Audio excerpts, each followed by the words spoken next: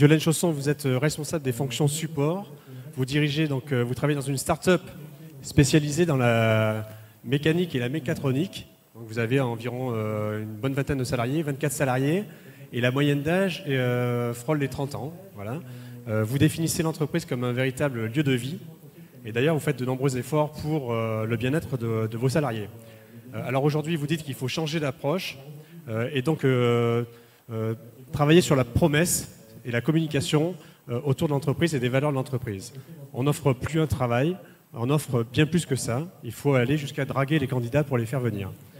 Concrètement, comment une petite structure peut-elle répondre à ses besoins en recrutement de demain avec les armes d'aujourd'hui ? Bonjour. Donc on est une société d'ingénierie mécanique. On est implanté près de Brive. On recrute des personnes très diplômées et très spécialisées. Et on a aussi des profils aujourd'hui pénuriques, notamment sur les métiers d'usinage et d'assemblage. Donc on a dû rapidement se poser la question du recrutement parce qu'aujourd'hui, en formation initiale, il existe nos métiers, mais pas sur la région. Donc il fallait pouvoir attirer les talents.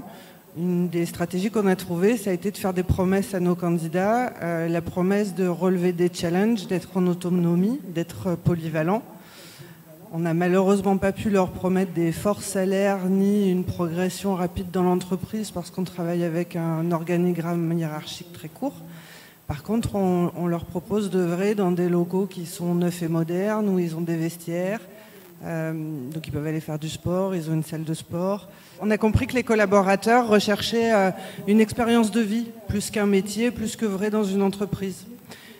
Et aujourd'hui, un levier qu'on a trouvé pour recruter, c'est les stagiaires.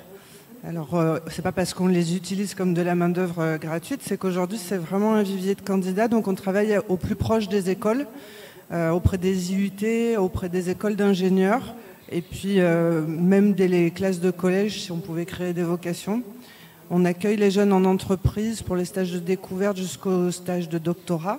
Ça nous permet à nous de découvrir des talents, de leur montrer l'intérêt de travailler dans notre entreprise et qu'ils aient un petit peu moins peur du territoire aussi et qu'ils finissent par accepter de nous rejoindre.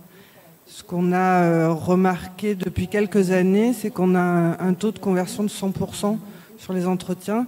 C'est-à-dire qu'une fois que le candidat a passé les portes de l'entreprise et a découvert l'environnement de travail, il répond favorable à notre offre d'emploi à chaque fois.